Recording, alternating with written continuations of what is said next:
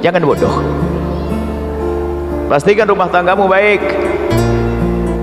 Pertanyaan sederhana, apakah ada orang mau menikah itu niatnya ingin berantem dan caci maki?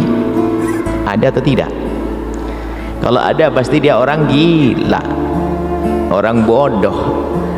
Menikah, ngapain kamu nikah? Saya pengen berantem. Orang gila, betul ya?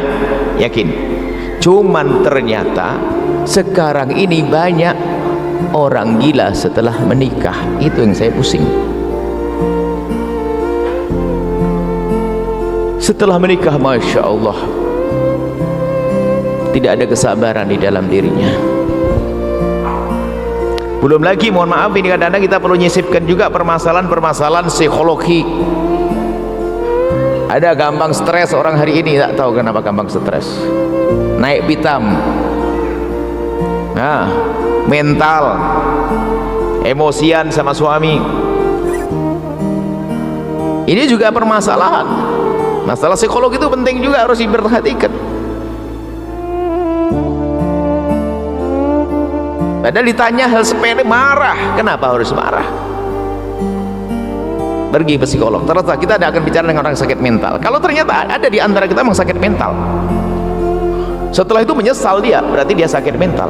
Dia ngomong caci maki. Nah, makanya kalau kita berhadapan dengan orang sakit mental, kata orang Jawa, sing waras ngalah. Anda yang sehat, fahami suamimu yang begitu suka marah, narahnya nggak teraturan, berarti sudah mental. Suamimu kalau sudah marah yang nggak beraturan, berarti dia sudah mental. Dia bawa ke psikolog itu. Artinya harus dibenahi sisi mentalnya.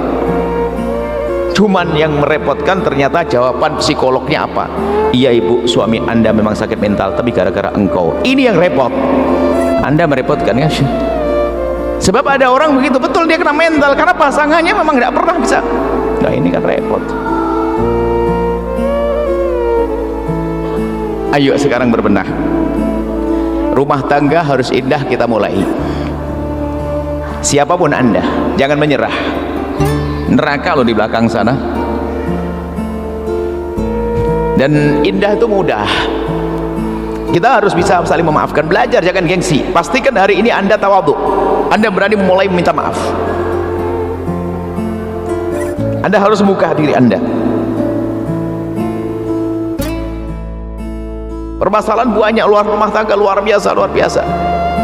Di dalam rumah tangga yang namanya problem itu pasti ada selagi anda masih hidup di dunia. Rumah tangga Nabi juga ada, cuman Nabi itu dalam rumah tangganya ada permasalahan untuk jadi contoh bagi kita bagaimana cara menyelesaikannya. Dengan Siti Aisyah punya permasalahan.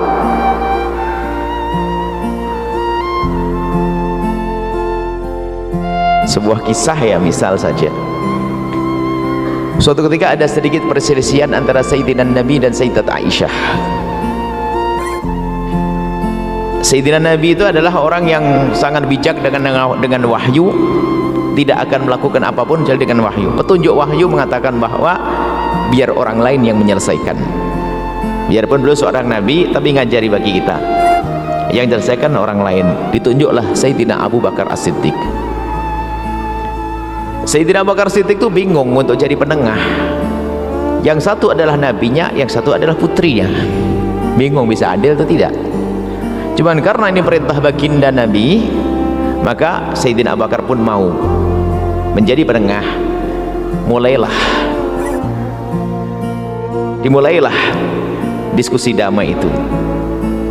Lalu Nabi, ini seorang laki-laki yang bijak itu, ya seperti Nabi menawarkan kepada Siti Aisyah, Aisyah, nih sudah ada ayahmu akan jadi penengah. Sudah yang ngomong siapa? Aku dulu atau kamu dulu? Nah gitu, bukan langsung aku dulu atau kamu dulu. Rupanya Siti Aisyah itu memang bukan benci dengan Nabi, ya jangan salah. Problem tuh mesti ada, nggak enak, pegel tapi bukan benci loh, orang nggak enak, ada permasalahan. Kita tidak mengatakan Aisyah, tapi ini permasalahan. Di saat ditawari Siti Aisyah untuk berbicara apakah Nabi dulu atau Siti Aisyah dulu, Siti Aisyah ngerti mendahulukan Nabi. Lalu Siti Aisyah menjawab, engkau dulu ya Rasul, engkau dulu yang berbicara, cuma jangan ngomong kecuali yang benar. Wah, ini Nabi dibilang begitu, jangan ngomong kecuali yang benar. Mendengar ucapan Siti Aisyah ini, yang marah siapa? Sayyidina Abu Bakar As-Siddiq. Kok berani ngomong begitu? Nabi maksum wahyu, Siti Aisyah manusia biasa, tapi dia mulia. Jangan dianggap ini merendahkan, karena ini memang dibuat begitu oleh Allah untuk menyelesaikan masalah. Sayyidina Abu Bakar marah, Siti Aisyah mau dipukul. Di saat melihat Sayyidina Abu Bakar marah, Siti Aisyah bingung, dia mau dipukul. Lari. Tiba-tiba apa? Lari. Tiba-tiba wajahnya itu ditumpahkan di dada Nabi, minta perlindungan kepada baginda Nabi Muhammad SAW. Setelah itu apa? Sadar, dia lagi punya masalah dengan Nabi, kok tiba-tiba dia wajahnya kok di dadanya Nabi. Setelah itu ngelihat Nabi, malu beliau. Setelah itu senyum, selesai. Yang perlu diambil pelajaran di sini, wanita hebat kalaupun punya masalah dengan suaminya, tetap menganggap suaminya adalah sebagai pelindung dan imam. Jangan gampang cerita ke tetangga sampai ujung sana. Kadang-kadang di status gambarnya muka cemberut, pagi-pagi sudah begini. Ini perempuan-perempuan murah, rendah. Kejadian di kamar, di kantor tahu semua. Inilah Siti Aisyah. Biarpun ternyata dia punya masalah dengan suaminya, ternyata tetap merasa bahasanya yang bisa melindungi adalah juga suamiku. Tidak ada dendam, tidak ada ini. Ya begitu sebagai seorang istri itu, biarpun mungkin ada perselisihan percikan, memang kita manusia, suami manusia, engkau manusia, tentu ada percecokan, tapi harus tahu adab, ada batasan-batasannya. Seperti anak dengan bapak, ada batasan-batasannya. Nah, problem ini selalu ada dalam rumah tangga, dan harus Anda sadari, karena Anda menikah dengan manusia 100%, dia bukan malaikat. Manusia yang tentu ada kesalahannya. Kalau Anda ingin menikah dengan seorang wanita yang tidak pernah punya kesalahan, sampai mati Anda akan jadi jomblo. Kalau Anda seorang wanita ingin menikah dengan laki-laki yang tidak pernah bersalah, sampai mati Anda tidak akan menikah. Akan tapi Anda akan menikah dengan manusia, banyak kebaikannya, pun demikian kadang ada kesalahannya. Menghadapi kebaikannya begitu mudah, akan tapi malam ini kita belajar bagaimana kita menghadapi ketidakbaikan daripada pasangan kita. Itu yang harus kita pahami. Menghadapi kebaikannya mengenak, ketidakbaikannya bagaimana? Menemukan suami melakukan kasar dan sebagainya, harus ada trik-trik, harus ada cara-caranya, harus pahami kita. Maka ada beberapa hal yang harus perhatikan ini untuk rumah tangga indah. Yang pertama, pastikan Anda tidak akan menyebut kekurangan pasangan Anda sampai Anda mati. Pegang ini, jangan sekali-kali Anda menyebut kekurangan pasangan Anda sampai Anda mati. Awas, hati-hati. Anda pegangi ini, dan Nabi mengajarkannya. Nggak boleh menyebut pasangan orang lain kekurangan-kekurangan, menyebut kekurangan, karena menyebut kekurangan itu menyakitkan, dan setelah dia sakit dia akan membalas menyebut kekurangan pasangannya, karena semua dari kita punya kekurangan. Ini kadang orang ini Masya Allah ngomong tuh seenaknya, celekat-celekit. Allah, seorang perempuan cerita, suami saya Bu ya kalau ngomong tuh seenaknya, komentar tentang badan saya itu sudah wong sebelum menikah sudah tahu hidung saya begini, masih ngomong kenapa hidungmu begitu, kan kurang ajar banget. Akhirnya istri yang ngomong, mulutmu kenapa begitu bang, ayo bales, apa? Kalaupun kita melihat kekurangan pasangan, jangan disebut sampai kapanpun, tutupi dengan kelebihan yang bisa Anda lihat. Menyebut kekurangan ini adalah luar biasa, merendahkan, menyakitkan, menjadikan tidak indah hidup. Sementara pasangan kita manusia, tentu ada kekurangannya, tapi kalau kita pandai menyembunyikannya, nggak perlu disebut. Cuman kadang seorang suami atau istri kadang-kadang Masya Allah kalau ngomong seenaknya, ya kenapa sih rambutmu kok keriting, keriting. Ini kan orang usil, kenapa? Tetangganya rambutnya lurus juga pengen keriting, aneh kan? Jadi orang itu biasanya memang selalu menginginkan yang dia tidak punya, itu karena hawa nafsunya dia, atau memang mulutnya mulut tajam. kurus bilang kamu kekurusan krempeng, gemuk kamu kegemukan, hitam itu. Kenapa sih mulutnya kan dikirim nih, kenapa sih nggak diomongin? Sudah tahu menjaga perasaan itu penting, menjaga perasaan pasangan itu penting, dan Nabi mengajarkan itu. Jangan sakiti pasanganmu. Suami yang baik pun kalau menemukan pasangannya tidak enak, jangan bilang ah nggak enak. Masya Allah, nggak perlu.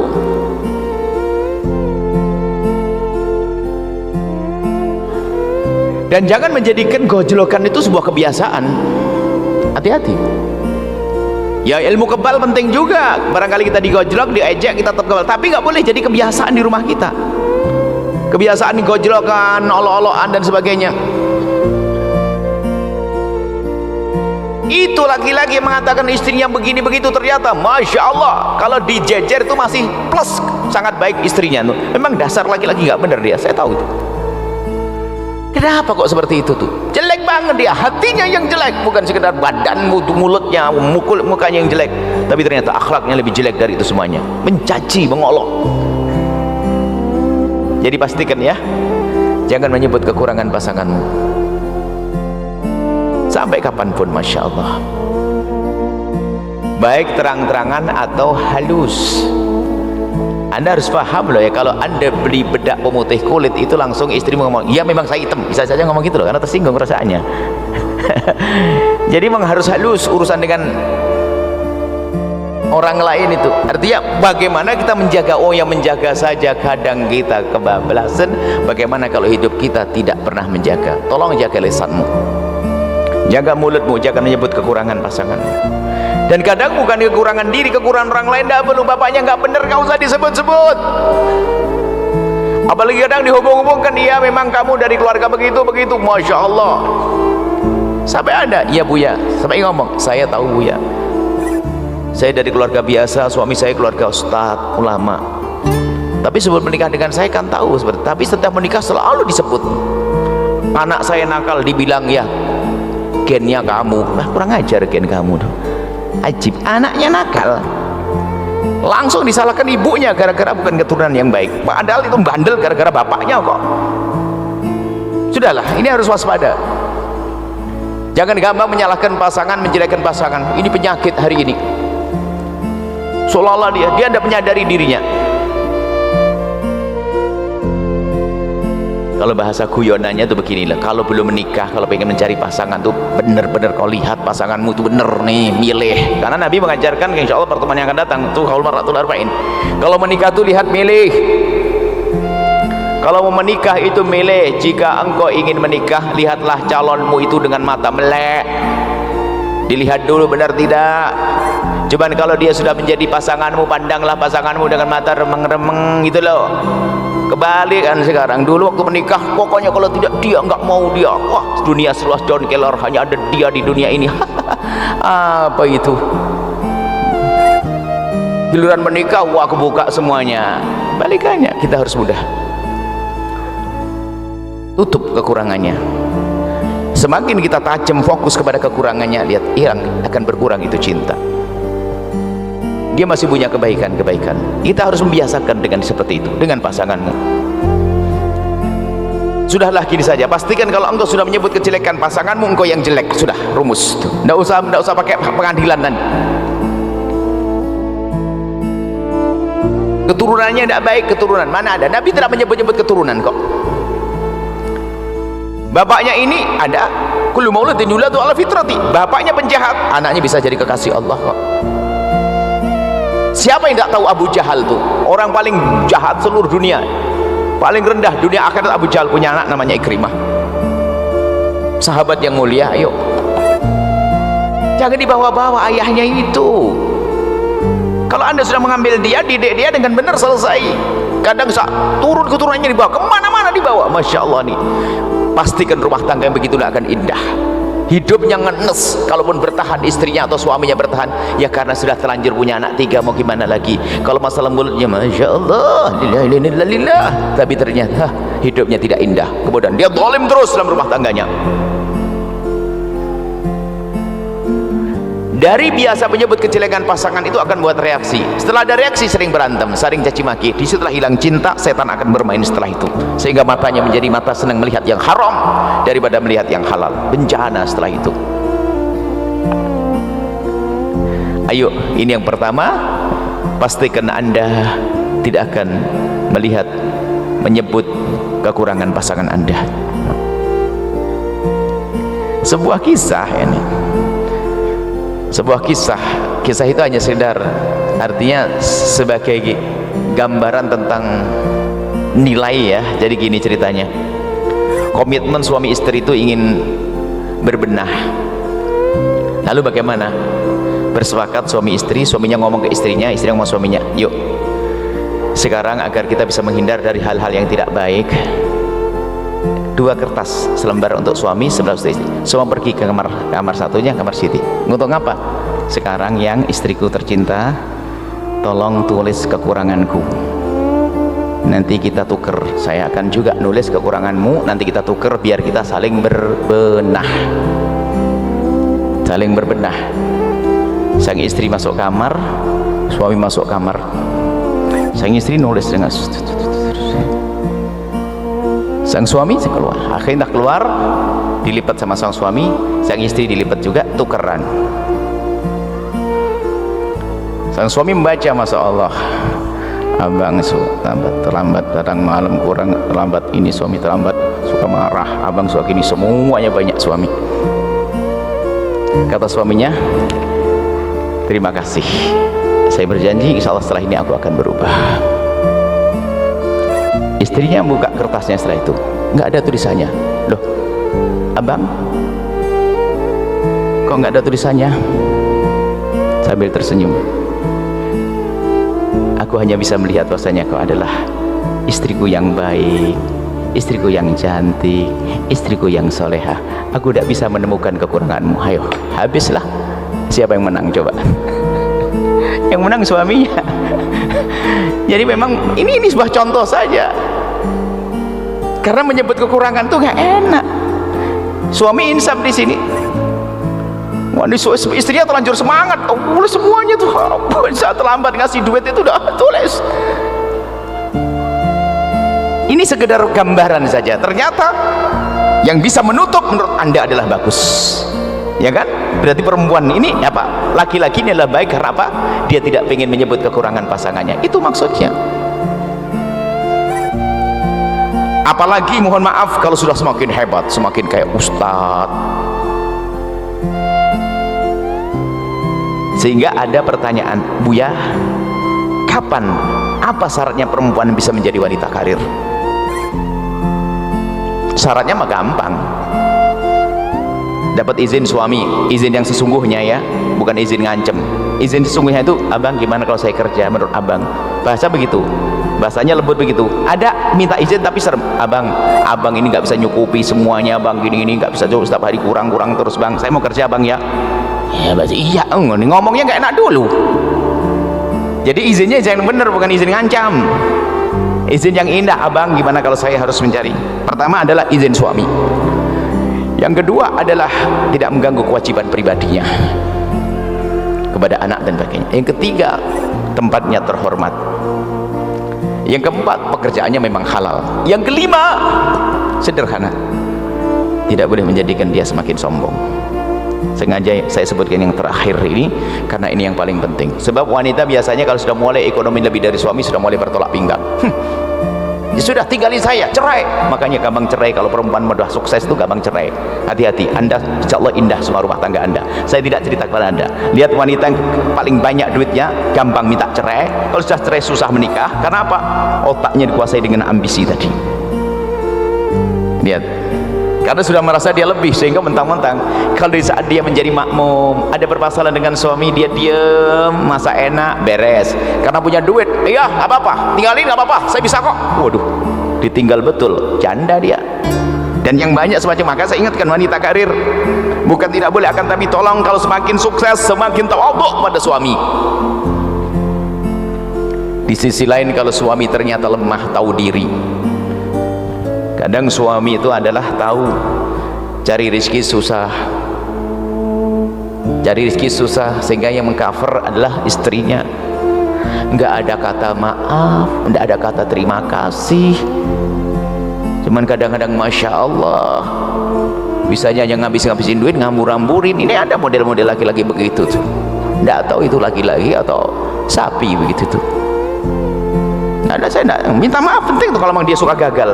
Tapi enggak, malah suatu ketika seorang suami istri berkata, "Buya, suami saya itu hebat." Hebat gimana? Saya bangga. Kamu kerja enggak ini, setiap saya mau gajian sudah ditunggu, mana duitnya. Ini kurang ajar. Dalam hati saya, kamu menemukan suamimu di tong sampah bagian mana itu? Kok ada laki-laki begitu itu? Memang orang-orang begitu harus direndahkan kok. Minta maaf aja kok susah. Mungkin sekali memang model bangkrutan itu ada, tapi kata maaf kan gampang, menghargai suami istri kan gampang.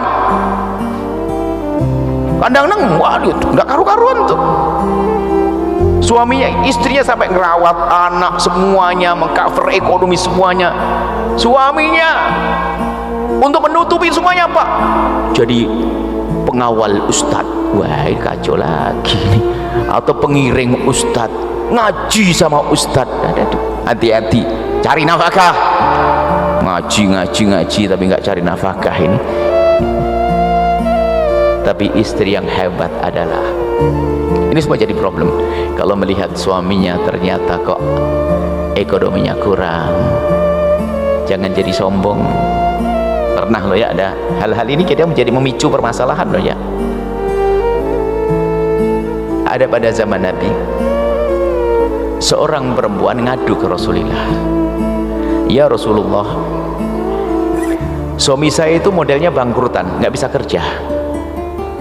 Kisah wanita karir itu maksudnya, nggak bisa kerja, nggak bisa ini. Kata Nabi, "Terus kamu makannya selama ini gimana?" "Urusan makan alhamdulillah masih ada warisan dari orang tua, jadi ada kebun korma dan sebagainya. Cuman masa hidup terus begini ya Rasulullah." Maksudnya begini, kok masa nombokin terus saya sebagai istri, kan gitu dia.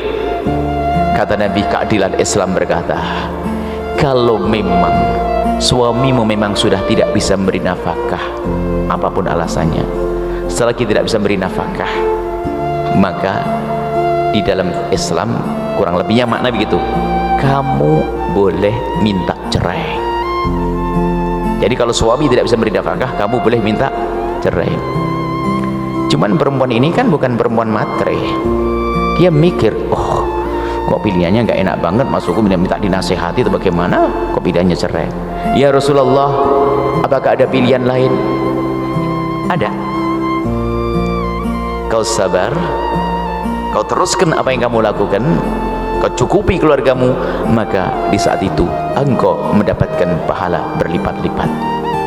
Mendengar kabar gembira tentang pahala, kata wanita, apa? Ya Rasulullah, biar aku saya mencukupi suamiku dan anak-anakku, yang penting aku mendapatkan pahala berlipat-lipat. Nah, itu perempuan cerdas. Nggak usah marah-marah kalau ternyata suamimu adalah, kalau ternyata sampai dalam dikisahkan, sampai beberapa wanita di generasi selanjutnya setelah membaca hadis ini, perempuan-perempuan itu pada ngomong begini, ya Allah, semoga suamiku melarat biar saya saja yang kaya ya Allah, tapi saya akan sabar, nggak akan marah-marah. Maksudnya apa? Nggak penting dari mana rezeki, dari istri tetap indah. Jangan gara-gara dari istri mulai berubah. Dan memang kadang-kadang keunikan, ada seorang wanita sukses, dia ngomong, saya enak Buya dengan suami saya, enak. Saya nggak kuat dengan suami saya. Kenapa? Dia sukses, dia adalah seorang profesional Anda, sukses dia, sukses, banyak sukses dia perempuan. Kenapa? Suamimu tidak sholat, sholat Buya. Terus dia nggak pernah kerja, nggak pernah kerja. Suka ngambil duit dari kamu? Enggak. Terus ya nggak enak aja Buya, saya kerja, saya ini, dia nganggur, dia ini dan sebagainya. Nggak ngambil, nggak ngerong-ngerong duitmu? Enggak. Ceritanya adalah sudah punya anak, kemudian sama-sama janda, duda, menikah gitu loh. Ternyata suaminya begitu. Akhirnya kami ingatkan, dia tidak mengganggumu, kenapa kamu pusing? Coba kamu pikir apa yang Allah, dia memenuhi kebutuhan pribadimu? Iya Buya. Apakah nggak cukup semacam itu? Coba kalau dia pergi, lihat, Dia jauh lebih bagus, dia tidak ambil duitmu, tapi dia bisa memberimu kesenangan. Berpikirlah.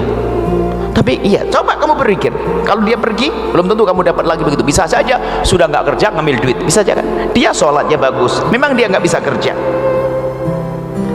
ternyata harus diajak berpikir, satu mikir merenung dan sebagainya. Iya Bu ya, setelah itu saya baru sadar, benar juga sih, yang penting dia bisa nemeni saya, ngelayani saya, urusan saya. Jadi sebagian wanita itu padahal rizki sudah dicukupi oleh Allah melalui pekerjaannya dia, cuman karena emosi yang lihat suaminya lemah itu langsung suami pengangguran, ongkang-ongkang, saya ngelihat begini tidak seneng udah. Nggak perlu seperti itu. Jadi pandang pasanganmu adalah dengan keindahan. Cuman ya itulah kami sampaikan, kalau suami Anda itu punya kekurangan, minta maaf, tahu diri ya ibaratnya lah, kalau suami istri kerjanya terhormat tentu. Kalau suami belum bisa, ya nggak ada salahnya kalau ganti nyapu, bersihin rumah. Jangan sampai istri pulang rumah kotor, nggak usah ini yang cukup isi. Nggak, wajar, biasa. Nyapu di rumah nggak ada masalah ya para suami. Baginda Nabi lebih mulia dari kita semuanya. Tingkatannya tidak bisa dihitung. Tapi Nabi yaqumu anzilahu, Nabi tidak gengsi untuk menyapu di rumahnya sendiri. Tapi hai para istri, jangan kau suruh nyapu setelah ini gara-gara denger Buya. Ini adalah kesadaran seorang suami yang baik. Nyapu rumah aja nggak bisa. Kan indah kalau hidup tuh sesaat mau bikin nasi goreng bersama, ada yang potong bawang, indah itu. Jangan soal istri. Ada suami itu memang gayanya ongkang-ongkang dok. Ma, nasi goreng cepet. Cobalah bantu motong bawangnya biar enak deh. Hidup tuh yang indah itu loh. Jangan kaku-kaku amat ini. Baik, ini pertama Pak, jangan menyebut kekurangan. Ekonomi kekurangan. Makanya kadang seorang perempuan menjadi sombong karena itu tadi, karena berlebihan. Kita amati dia, kalau sudah banyak duit dia jadi cerai, dia bisa bayar ke mahkamah, cerai. Setelah cerai bingung dia. Setelah itu otaknya juga tumpul, mau menikah saja kan dia kaya, saya harus dapat laki-laki lebih kaya dari saya. Ya, yang lebih kaya dari kamu menginginkan orang lebih muda dari kamu dan lebih ini macam-macam kan, gagal lagi dia, akhirnya masuk zina, masuk haram dan sebagainya. Baik, kita kembali ke rumah tangga lagi. Tolong para istri, jika ada kekurangan dari suamimu, jangan kau jadikan itu adalah bahan untuk kamu rendahkan. Hei para suami, istrimu manusia biasa, kalau ada kekurangan jangan kamu rendahkan. Sakit dia, apakah karena nasabnya dia atau karena fisiknya dia, apalagi fisik. Fisik itu bukan kemauan dia, dia punya hidung begitu itu. Bukan kemauan dia punya bibir begitu itu. Bukan kemauan dia rambutnya begitu. Nah, Anda berarti mengejek Allah. Ya, tolong jangan sebut kekurangannya. Jangan, hindari. Kalau Anda bisa menjaga ini satu saja poin yang penting banget. Kemudian poin yang lain lagi, nanti kita lanjutkan pertemuan yang akan datang untuk meraih keindahan. Sengaja kami hadirkan rumah tangga ini, Masya Allah. Problem-problem kalau kita amati ternyata bukan problem, banyak bukan masalah. Rumah tangga yang ada banyak bukan masalah, hanya nyikapinya saja dia salah. Kalau urusan suami nggak punya uang kan bukan masalah, yang penting istri punya duit, rumah tangga ada. Sebenarnya kan tidak jadi masalah, cuman emosi. Baik, jadi jangan sebut kekurangan pasanganmu sampai kapanpun, termasuk apalagi menceritakan ke orang lain. Ada ibu itu kalau sudah di kantor itu sudah pasti tahu enggak, pagi-pagi ngomongin suaminya, gunjing suaminya, Masya Allah, sampai di WhatsApp itu, sampai temennya di kantor sudah ngomong, kira-kira berita apa lagi nih, pasti lagi. Memang ada perempuan model begitu, ada laki-laki juga begitu. Cerita kepada saya, katanya tidak akan cerita sama saya, rupanya duduk sama security sudah ngomong, nggak boleh ceritakan kekurangan pasangan pada orang lain. Berarti kan sebelum menceritakan dia ngelihat, setelah lihat dia nyebut. Mana ada keindahan dalam rumah tangga? Nggak akan indah, lihat. Kemudian setelah itu apa? Karena kita biasa melihat kelebihannya, lalu kita menutup kekurangannya, semakin hari kan semakin indah hidup kita. Akan ada, Allah akan berikan kepuasan di hati. Pasangan indah, saling menerima, akan tumbuh cinta setelah itu. Tapi kalau sudah caci maki, ketahuilah caci maki itu memangkas cinta yang ada di dalam hati kita sendiri. Kemudian selanjutnya, yang kedua adalah lakukan kewajibanmu, jangan banyak menuntut. Lakukan kewajibanmu, jangan banyak menuntut.